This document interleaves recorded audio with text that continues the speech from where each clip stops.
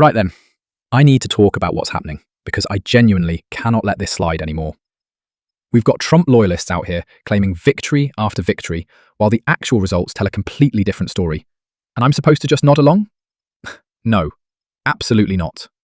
This video, we're going through some of the most disconnected from reality nonsense I've seen in a while. We're talking about people who will look you dead in the eye and tell you everything is brilliant while the house is actively on fire behind them. The contradictions are stacking up, and someone needs to call it out properly. That's what we're doing today. No sugarcoating, no both sidesing this into oblivion. If you're as exhausted by the gaslighting as I am, hit subscribe, stick around. Because we're about to dig into this together, and it's going to be something. We've won this. This war has been won. But they have no Navy, and they have no Air Force, and they have no nothing. Oh, I think we've won. But from a military standpoint, they're finished. We've won. Let me tell you, we've won. You know, you never like to say too early you won. We won. We won the bet. In the first hour, it was over. In the first hour, it was over, he said. And yet, bombs continue to fall. Troops continue to head to the region. What does this even mean anymore, Ken Cuccinelli? Well, it's really all going to be judged at the end, looking backwards. And, are we not already at the end? The president keeps saying we're at the end. No, we're not at the end. So you disagree with my Trump? understanding of what he's saying is that they've devastated the military, and that's accurate. It's hard to imagine it isn't. But that doesn't mean it's over. I mean, this is a regime that suffering is a tactic, even for its own people. I will say what's different this time is that their leadership's been successfully targeted. And so they're not just contemplating other people's suffering. They're contemplating their own suffering for the first time. And we can't see from over here what that does to the calculation on that side. Nonetheless, they're human beings like everybody else. And that's going to factor into how this plays out here in the next few weeks. I'm glad that we got Ken's very charitable interpretation of what Donald Trump is claiming on a daily basis, that we've won. But the reality is, what the president is saying is incongruent with what's happening on the ground, and that's the scary part here. There are two separate conversations that are happening when we're doing these debates. There's a conversation that you guys are having, which is just whatever the administration says on any given day. One day we've won, the next day there's negotiations, the next day we've won again. But there's the actual on-the-ground reality that we are mobilizing thousands of troops to the Middle East. We are asking for $200 billion for this war. And I don't know, what are we getting for this? 86-year-old Khamenei was replaced with his 30-year younger son, who's more radical, more extreme, is purging moderates. Can anyone tell me what we've gotten for this? Well, I think that one question I would posit here is to you, Scott, and this is what James Mattis had to say, okay? Mad Dog Mattis, right? Very well respected Marine Corps general, former Trump defense secretary. He says this: Iran right now, if we declared victory, they'd say they own the strait. You'd see attacks for every ship that goes through. We're in a tough spot. Ladies and gentlemen, I can't identify a lot of options. I know we've talked here, and I think one of the responses to what you just laid out is that the Iranians have funded bad actors across the region for many decades. Many presidents in both parties have talked about how bad this regime is. But Scott, the challenge is, okay, we've done this. We seem to have underestimated their capabilities with drones, their willingness to dig in, the ways that they've attacked their allies. And now Jim Mattis is saying he can't see a good way out. Can you? Yeah, I mean, the way out, of course, is for an international coalition to secure the strait. And just in the news today is that the British Royal Navy is on its way. They've decided to engage. I think that's the clear future here, is after you decimate their military, take away their ability to make nuclear weapons, take away their ability to have a ballistic missile program, and defeat their willingness to be an exporter of terror, you have an international coalition that A, monitors these people, and B, secures the strait. And obviously, virtually every country in the world has an interest in the strait being open and secure, and that they don't have a navy or any capability at all to harass these ships going through. So I think that would be the hope. And I think what the president said is true. We have decimated their military capabilities. We've destroyed nearly all of their navy. We've destroyed nearly all of their navy. So to me, if you exit this with an Iran that has a defanged as it relates to missiles, as it relates to an aggressive navy, you take away their ability to make nuclear weapons, and you leave the remnant here unwilling to be a supporter of terrorism, That is an unequivocal win for the United States of America. I want to show you the very careful wording Scott is using here. He's saying if that happens, which means that he disagrees with Trump's statement that it already has happened. I cannot believe you invoked an international coalition just 2 minutes ago when Trump already tried that. Trump announced 2 weeks ago he was gathering an international coalition of ships to escort their countries to escort ships through the Strait of Hormuz. Guess what? No countries answered because he spent the past year threatening to invade Greenland. Oh my days. Did you just hear that? Did you actually just witness Ken Cuccinelli try to spin that into something coherent? Let me break down what we just watched. Trump says we've won about 15 different times. First hour, it was over. Military standpoint, they're finished. 1-1-1. And then Cuccinelli gets asked about it and suddenly, well, it's really all going to be judged at the end looking backwards. The end? Trump just said we're at the end. Multiple times. In the same clip. And here's what gets me about Cuccinelli specifically. This is a man whose appointment to acting deputy secretary was literally ruled unlawful by federal courts. They found he violated the Federal Vacancies Reform Act. So we're taking legal and strategic analysis from someone who couldn't even get his own appointment right. But the real tell was Scott Jennings using the word if. If Iran is disdained, if they're unwilling to support terrorism, if. That's future tense, mate. That's not we won. That's we might win eventually, maybe, hopefully. And nobody at that table is willing to just say it plainly. Meanwhile, James Mattis, Trump's own former defense secretary, is out here saying he can't identify good options. The man they called Mad Dog is saying we're in a tough spot. But sure, we've won. Absolutely. The contradiction is so brazen, it's almost impressive. They're not even trying to make it make sense anymore. So now, matter of fact, he said he didn't need them. I mean, he said he didn't need them. I was going to get there. Then he comes all the way back around to saying, listen, I didn't break up with her. Or no, sorry, she didn't break up with me. I broke up with her. I didn't need them in the first place. You almost had it. I almost had it. You screwed it. I want to ask you, screwed it up. Do you agree with, yes or no, do you agree with Trump that this war is won? I agree that we have devastated Wait, no, their do you agree military. that we've won? He said we've won. Yes or no? It's not a hard question. Well, I mean, if He's you not consider, prepared. if you Have we won or not? if you consider a condition of winning destroying their military capabilities, their missile capabilities. We haven't. Wait, if that's true, why can't the Strait of Hormuz be opened if their military is destroyed? Wait, I want to hear. Hold on one second. Here is the big picture question I do have here, Scott, is if it is true that we have won, why are we sending the 82nd Airborne? Thank you. To be prepared for what happens next. Why is the strait not open if we've won? If the so military one of the elements of the discussion is presumably nuclear materials. Yeah. And even with bombing last June, nuclear materials don't go away for thousands of years, and that material can just be dug up and reused. So one of the, really, to me, the only reasonable basis to put our folks in Iran is to recover materials after an agreement has been achieved. Would you support that, putting American boots on the ground to recover after nuclear an agreement material? has been achieved to recover materials? Yes. So not as combat troops. You're Correct. saying under some Correct. sort of Would you support it, Scott? Well, we cannot exit this, in my opinion, without being able to assure the world that they do not have enriched uranium to the point of and purpose of building a nuclear weapon. we have to go boots on the ground for So that is what we have to exit. So let's talk about the fact that this Democrat won this seat.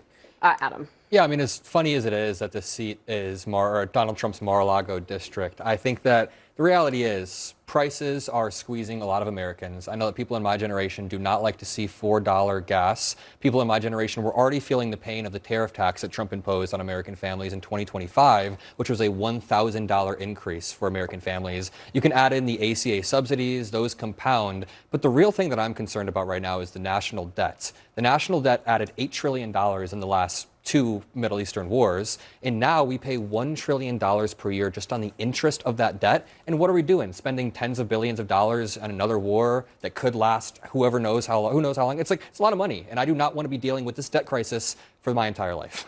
I mean, I have to say, it's a crisis I feel like I've been covering my whole career in Washington as well. Yeah. Now, Val Demings, I would like to mark a point of agreement. I don't want to get in Val's way, but No, you go don't ahead. want to do I that. agree with the debt. That's And what would be the most effective way to deal with it? Ken? Electing Democrats. cut everything. No. It's Back to it's voting bipartisan in problem. Florida. Yeah, let me give this to Val Demings. Something This is your home state. It's my You home state. understand the territory. This has been historically. I mean, This is yes, a red obviously it's district. noteworthy that Mar-a-Lago is there, but it's also a fundamentally Certainly, it's red a red district. district. That aside. Mar-a-Lago is there.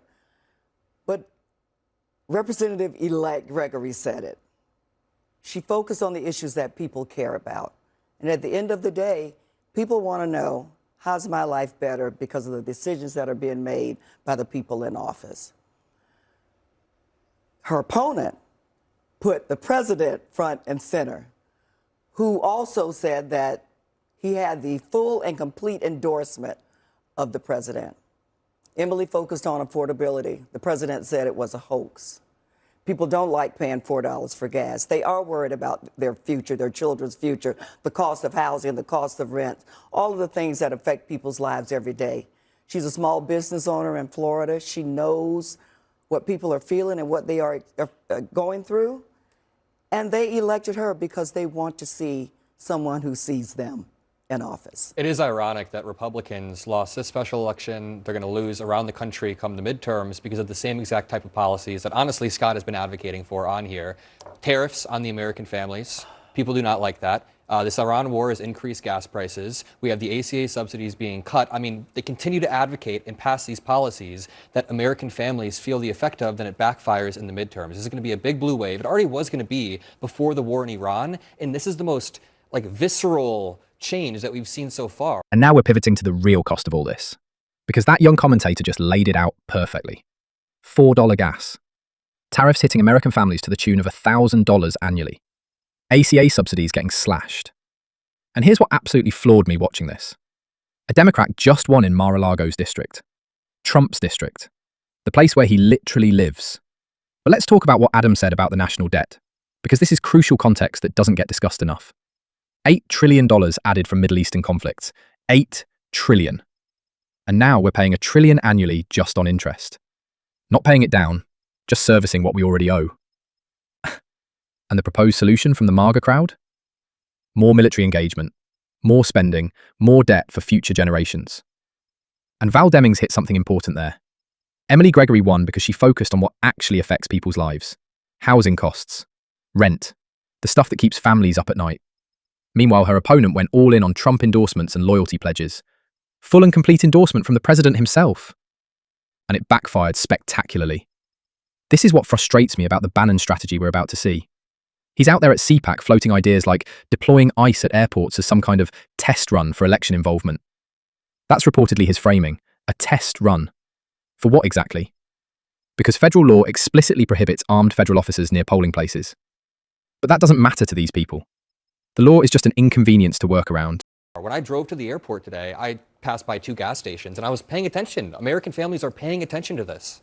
They are. I'm old enough to remember when Democrats were advocating for higher gas prices to bring about the end of the internal combustion engine. You only have to be 5. Now, all of a sudden, gas prices are. Wait, which Democrats said I want Gas higher gas prices prices? matter. Literally all. They said of them. I want higher gas Gas prices. prices. Yes, And literally. gas That was the stated prices policy, to drive prices was up to get rid of the internal combustion Gas engine. prices was the one thing that was the president's trump card, right?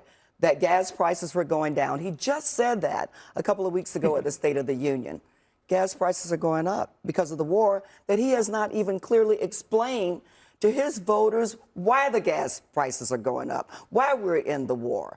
And so we're seeing the results of how voters feel. Scott, this does seem to be a situation where Democrats have been going down to the floor and they have been saying we want to fund everything in DHS except for ICE.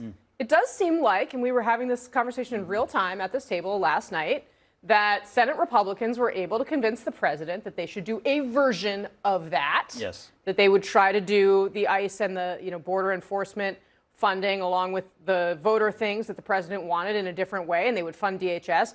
But that seems to have totally unraveled throughout the course of today. And meanwhile, Americans are stuck in line. I know. Well, I think you have it right. The Democrats originally asked for a situation where they could fund everything but ICE. Republicans said, okay. They went over to the White House last night. They got Trump to basically agree to that. There are 260,000 employees, by the way, in play here. Only 6,000 of them have to do with the immigration enforcement. So what we thought Democrats wanted to do was fund 254,000 workers, and now they're saying they don't want to do that. And so it seems to me that they're moving the goalposts. It strikes me that there's a really simple 2-part solution here. One, go ahead and get the airport situation taken care of. I thought everybody agreed to that. Maybe Democrats want to continue to inflict pain on the American people. It sounds like they do. And then number two, Republicans go down the path of reconciliation, knowing that it may be difficult to get it done, but that's probably the best way to do that. Now, the ICE people are funded for the next 2 years, thanks to the big, beautiful bill, so there is some cushion here. And my humble advice to Democrats would be,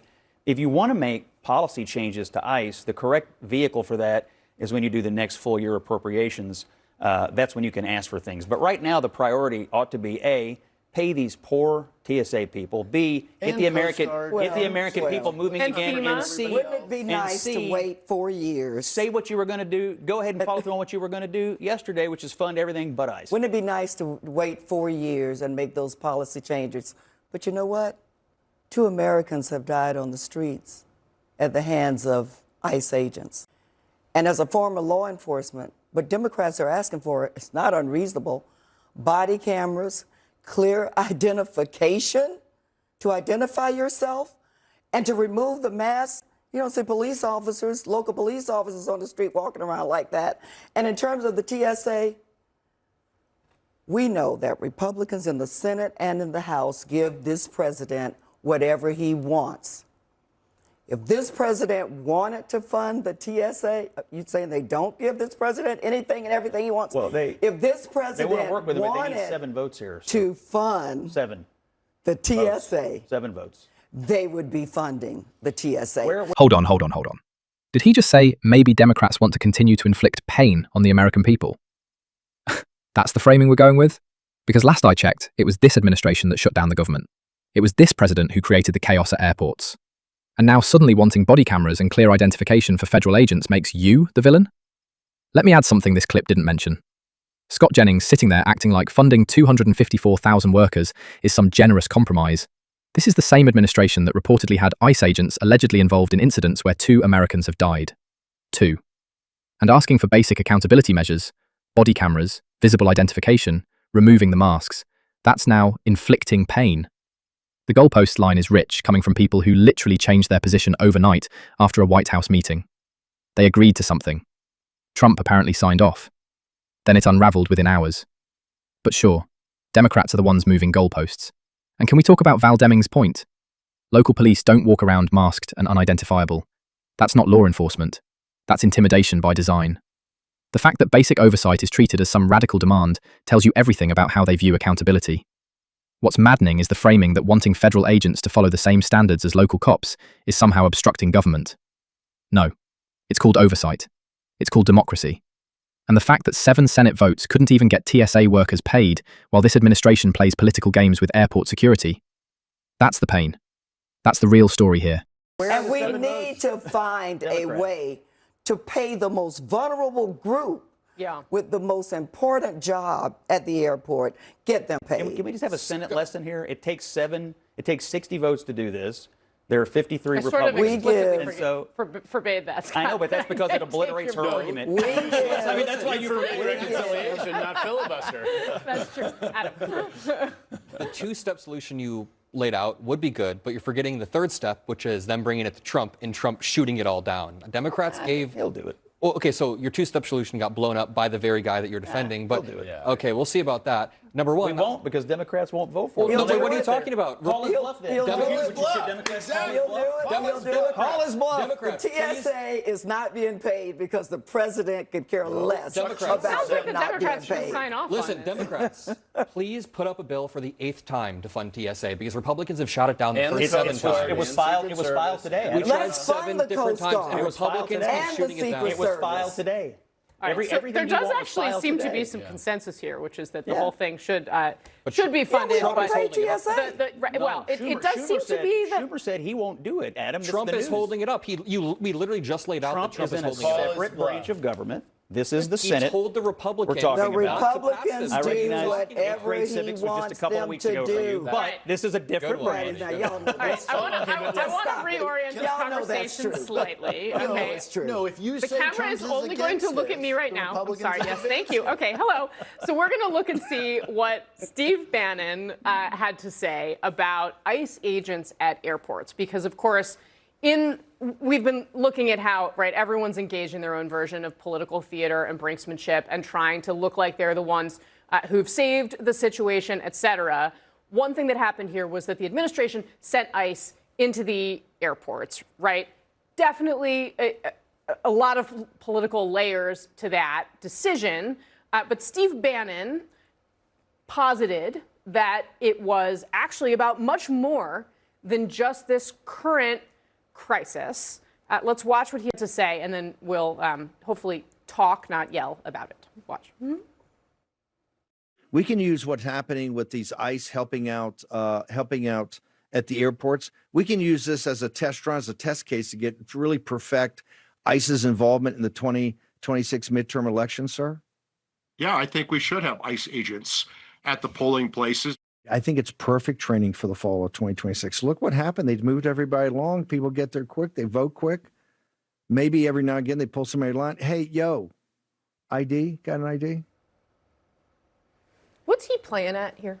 Look, there's a federal statute that forbids federal law enforcement from being armed near polling places, and law enforcement doesn't go anywhere unarmed. So he's pulling your chain and you're letting him. That's been the law since the Reconstruction era. There's also a peaceful transfer of power. The law now? There's also a peaceful Yes, transfer of power in the law, and guess who broke the peaceful transfer of power for the first time in American history? Nice try, Adam. What do you mean, nice try? Scott Jennings wrote an article titled "Trump Causes Tom Insurrection Homan in Every just no. Look, Republican I've been being polite to you all day, and I'm done with it. So look, this same kind of attack on sensitive spaces was made. Tom Homan answered it quite well earlier this week, going into schools, hospitals, et cetera, and he called the bluff. Name one time that's ever happened. When someone, in a hot pursuit, you could end up in there, but enforcement actions are not taking place in those places. Wait a minute. They're not going to take ICE place. ICE has at polling skirted places. 200 court orders just in the state of Minnesota since this year begun. Just because I point out that Trump has already tried to overturn an election doesn't mean that you can go on some random tangent. I mean, we have people at this table who called Trump out for causing January 6th and wrote articles about it. So the problem Congratulations. Back to ICE being at the airports. The problem with ICE being at the airports to supplement TSA, they're just not trained to do what TSA does. They're certainly there. They have a larger presence. I'm not sure how that is really helping with the problems with the lines because they cannot help in the screen, right? I'm not sure. And there it is. The quiet part said loud. Steve Bannon, sitting there, casually floating the idea of ICE agents at polling places, calling it a test run for the 2026 midterms.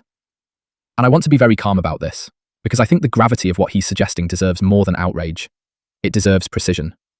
This is a man who was convicted of contempt of Congress for defying a subpoena related to January 6th.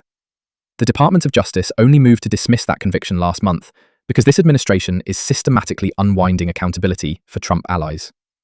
And now he's on a platform suggesting federal immigration enforcement should have a presence where Americans vote. Ken Cuccinelli, bless him, actually pushed back correctly here. There is a federal statute dating back to the Reconstruction era that explicitly forbids armed federal law enforcement near polling places. That law exists because we learned what happens when you militarize the vote. We learned it the hard way. And Cuccinelli knows this. He cited it. But here's what's chilling. Bannon doesn't care. He's not making a legal argument. He's making a political one. He's testing how much the base will accept, how far the window can shift before people push back. Maybe every now and again they pull somebody online. Hey, yo, ID got an ID. That's not election security. That's voter intimidation dressed up as efficiency. And let's connect what we've seen today. We've watched administration figures dodge questions about military victories that never happened. We've seen families crushed by economic policies while being told to celebrate. We've seen basic accountability measures for federal agents framed as radical obstruction. And now we're watching someone who reportedly has 2028 presidential ambitions float the idea of armed federal presence at elections. This isn't random chaos, this is a pattern. Distort reality, reject oversight, normalize the unthinkable. I need you lot in the comments.